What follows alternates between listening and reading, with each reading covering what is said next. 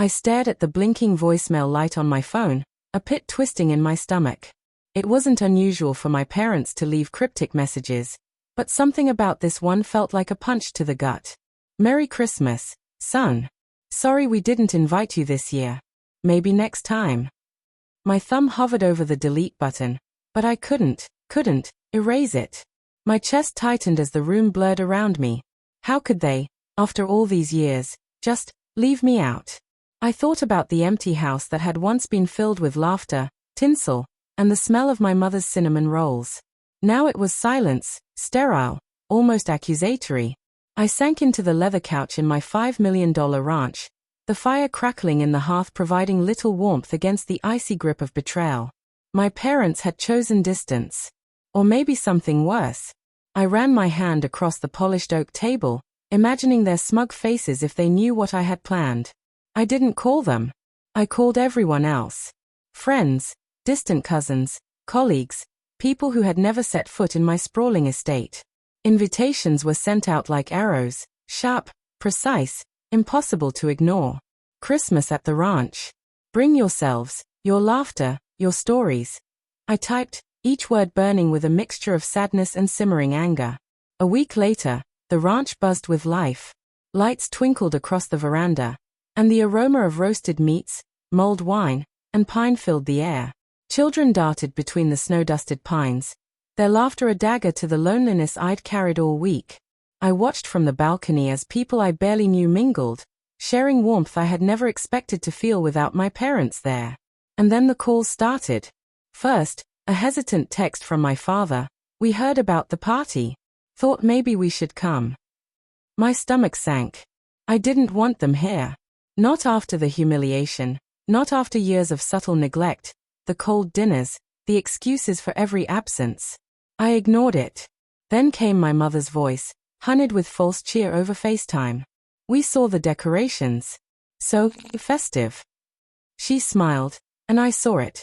That same condescending curl of her lips, the way she always made me feel small. My hands clenched around the edge of the balcony railing. Festive, I whispered, venom coating my words. You didn't invite me. You never call when it counts. She hesitated. That tiny falter, almost imperceptible, but enough. We just thought, her voice cracked, and my anger spiked, mingling with a confusion I couldn't untangle. She'd always been the one to maintain control, the one who spun guilt like silk, and yet here she was, offering cracks in the armor. Later, I found myself wandering the snow-dusted fields behind the main house, my breath forming clouds in the frosty night. That's when I noticed him, Mark, my best friend since childhood, leaning casually against a tree. His eyes, dark and unreadable, followed me. You invited everyone, he said, voice low, teasing, but his smile didn't reach his eyes. I did, I said flatly. Everyone except the ones who left me out. He nodded slowly, then said something that made my heart stop. Your wife's been different lately. I laughed nervously, brushing it off. Different how? Subtle stuff at first, he murmured, hesitant, like speaking it aloud could break me. Late nights, phone calls she hides, little excuses. I didn't want to believe it, but his voice trailed off.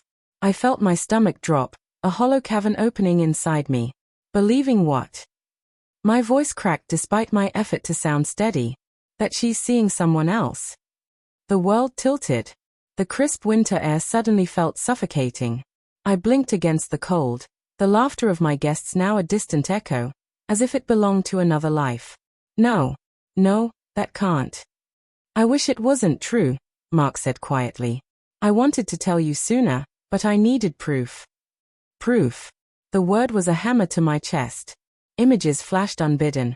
Her phone tucked beneath the pillow, the quick defensiveness whenever I asked, the perfume on her scarf that wasn't mine, the lingering scent of someone else's cologne in the car. My mind raced, rationalizing, denying, and then circling back to the same dark truth I didn't want to face. I returned to the house, every footstep feeling like a drumbeat of dread.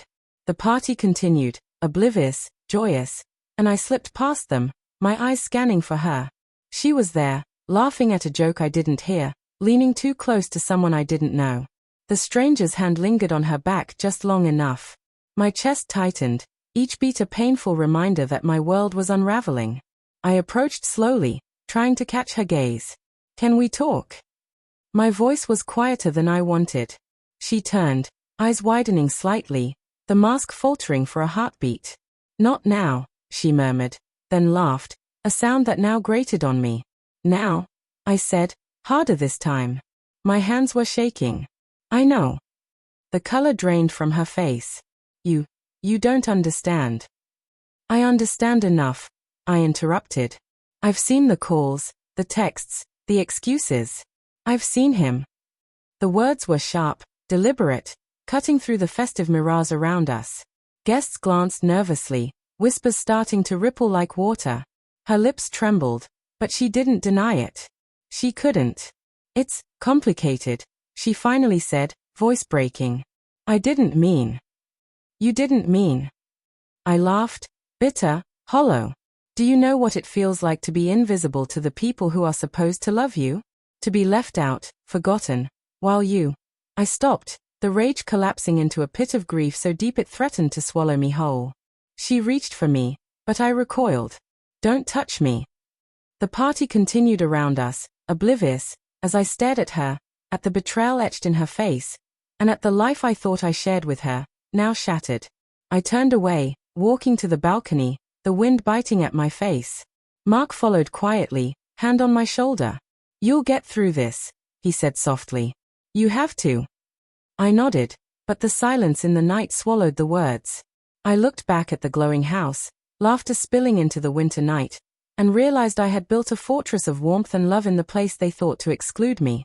Yet, even in my triumph over my parents, another betrayal had crept in, silent, insidious, reshaping my life in ways I wasn't ready to face.